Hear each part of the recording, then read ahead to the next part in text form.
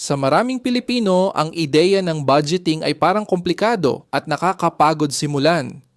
Kailangan daw ng tracking, categories at disiplina sa bawat galaw ng pera.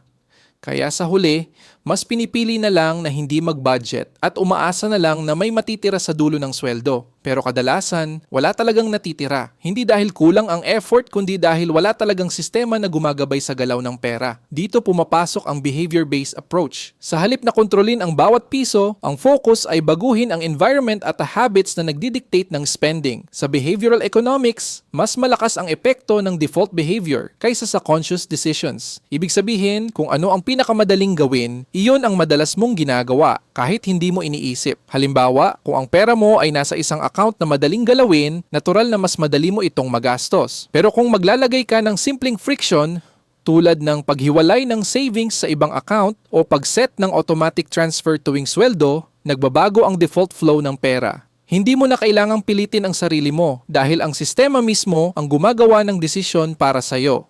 Kung titingnan sa simpleng math, kahit 50 piso kada araw na hindi mo napapansin ay nagiging 1,500 piso sa isang buwan at 18,000 piso sa isang taon. Hindi ito galing sa malaking sakripisyo, kundi sa maliliit na pagbabago na paulit-ulit mong ginagawa nang hindi mo na kailangang pag-isipan.